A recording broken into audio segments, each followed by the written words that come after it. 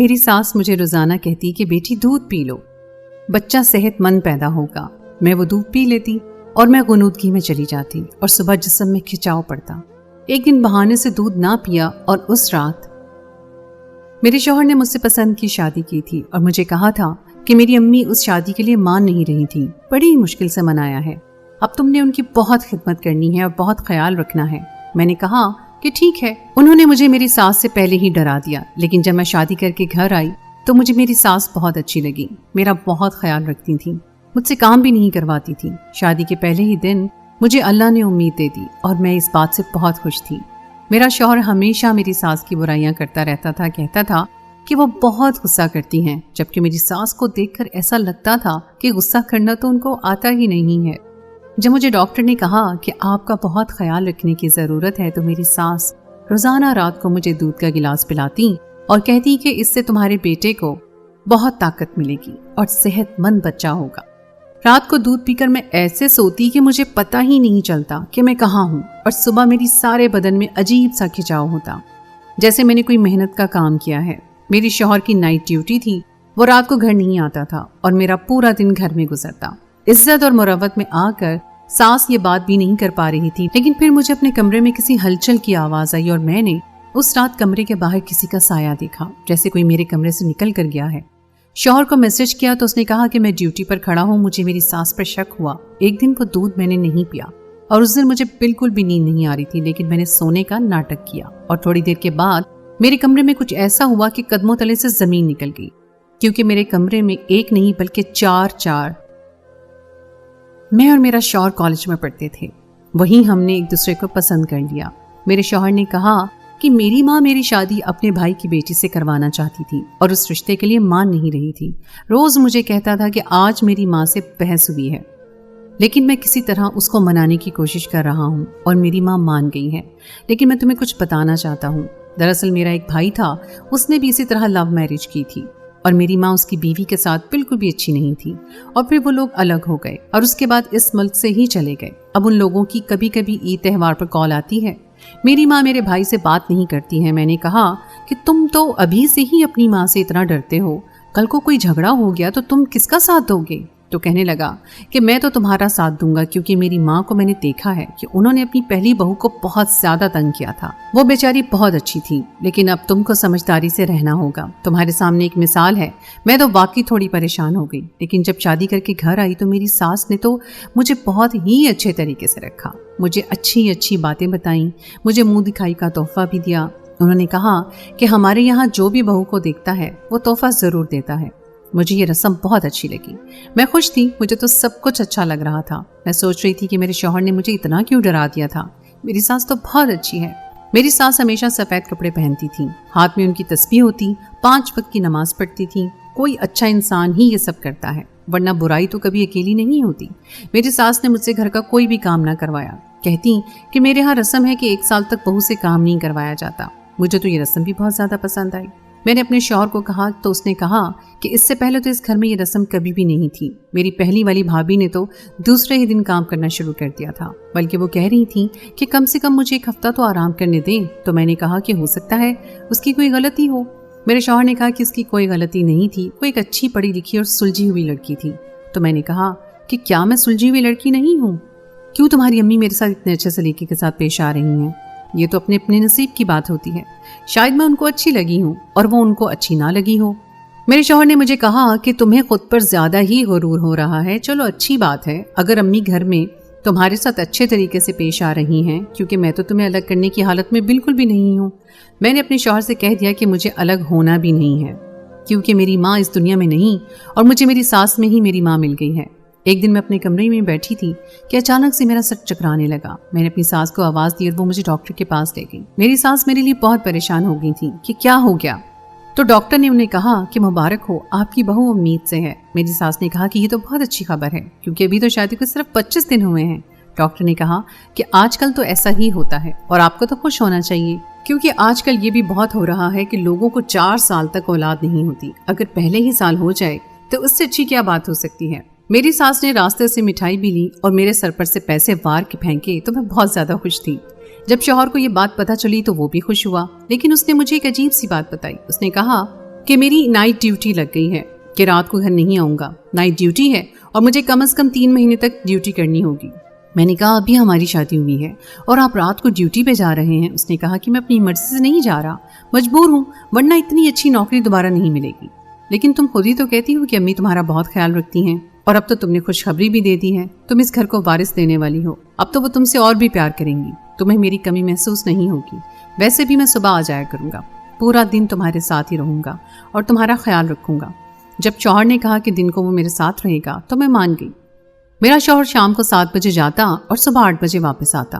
ساری رات میں اکیلی ہی ہوتی تھی کہ ایک دن میری ساس میرے کمرے میں آئیں، ان کے ہاتھ میں ایک دودھ کا گلاس تھا۔ میری ساس میرے لیے دودھ لائی تھی، ان کا کہنا تھا کہ اس کو پی لو، اسے تمہیں طاقت ملے گی، شروع کے دنوں میں بہت احتیاط کرنی ہوتی ہے، اس دودھ کو تم نے ضرور پیا کرنا ہے۔ مجھے وہ دودھ پسند نہیں تھا، لیکن ساس نے یہ کہا کہ تم نے یہ پینا ہی ہے۔ جب تک میں دودھ کا گلاس نہیں پیتی تھی میری ساس میرے سر پہ ہی کھڑی رہتی تھی۔ میں بہت چھوٹی تھی جب میری ماں اس دنیا سے چلی گئی، کبھی کسی نے میرا اس طرح سے خیال نہیں رکھا تھا۔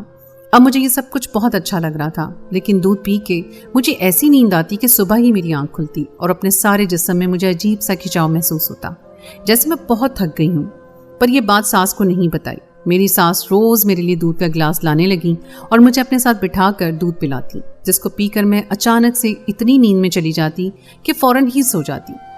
صبح جسم میں درد محسوس ہوتا تھا۔ ایک دن اپنی ساس کو میں نے بتایا کہ میرے ساتھ ایسا ہو رہا ہے، تو وہ کہنے لگی کہ شروع کے دنوں میں ایسا ہی ہوتا ہے، یہ دودھ کی وجہ سے نہیں ہو رہا، تم ماں بننے والی ہو، یہ سب آسان نہیں ہے، اس لیے تمہیں دودھ پلاتی ہوں تاکہ یہ مسئلہ نہ ہو، لیکن تم بہت کمزور ہو۔ جبکہ مجھے ایسا لگ رہا تھا کہ یہ چکر مجھے دودھ پینے کی وجہ سے آ رہے ہیں۔ ایک رات میں نے دودھ نہ پیا اور ساس نے کہا کہ پی لیا ہے، کیونکہ جب ساس کا موبائل بجا تو وہ کمرے سے باہر گئیں، تو میں نے دودھ باتھ روم میں گرا دیا اور گلاس سائڈ پر رکھ دیا۔ اس رات مجھے گھر میں کچھ آواز آئی، ایک آواز تو میری ساس کی تھی اور دوسری آواز کسی مرد کی تھی۔ وہ آواز میرے شوہر کی نہیں تھی، ویسے بھی میرا شوہر اس ٹائم کو گھر نہیں آتا تھا۔ میں ان آوازوں کو سن کر جاگ گئی اور سوچنے لگی کہ آج میں کیسے جاگ اٹھی، آگے پیچھے تو مجھے ہوش ہی نہیں ہوتا۔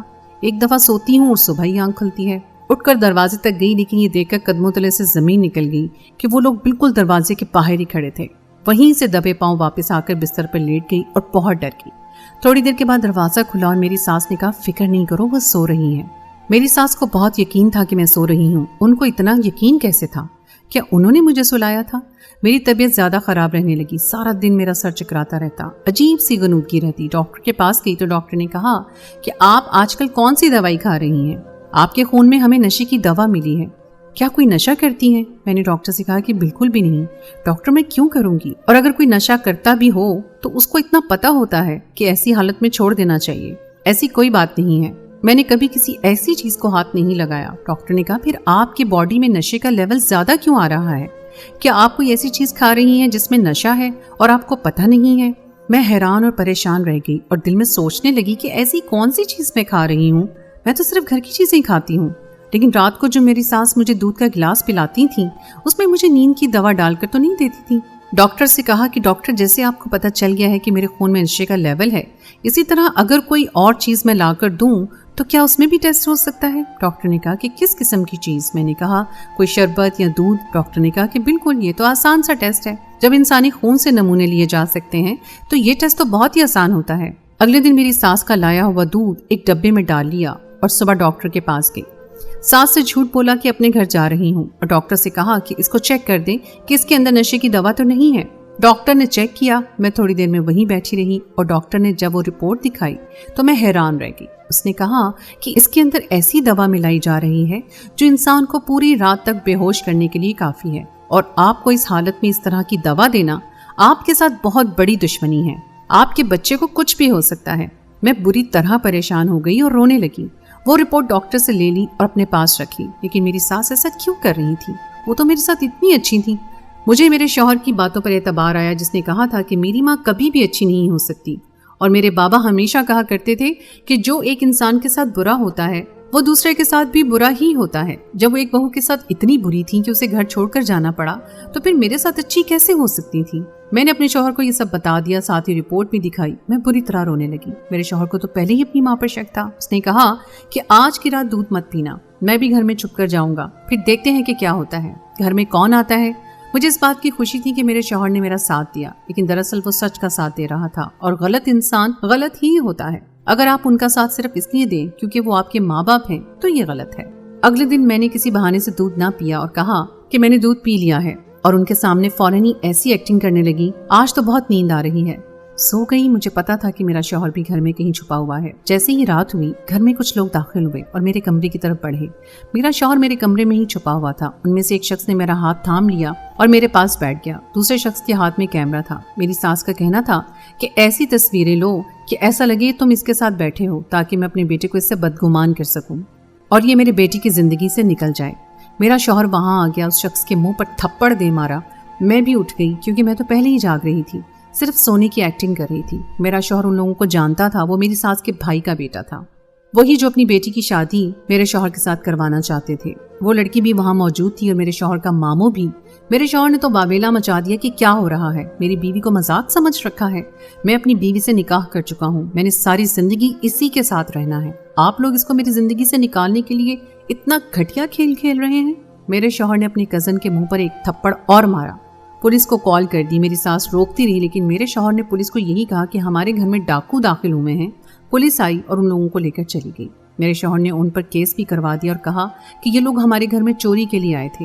मेरे शौहर ने कहा कि मैं आपके साथ नहीं रहूंगा, मेरा भाई सही था तभी यहाँ से निकल गया था, आप मेरी बीवी को इस्तेमाल कर रही थी, उसके कमरे में किसी गैर आदमी को भेज रही थी, मैं दोबारा आप पर कभी भरोसा नहीं करूंगा। और वो मुझे अपने साथ लेकर अलग घर में रहने लगे और मेरी सास उसी भाई के घर रहने के लिए चली गई। मेरा शौहर मेरी सास का नाम भी ना लेता और कहता कि मुझे माफ कर दो, अच्छा किया तुमने वक्त पर मुझे बता दिया, वरना न जाने क्या हो जाता, शायद मैं भी तुमसे बदगुमान हो ही जाता, क्योंकि मर्द की अना बहुत बड़ी होती है, लेकिन तुमने सही वक्त पर मुझे सब कुछ बता दिया।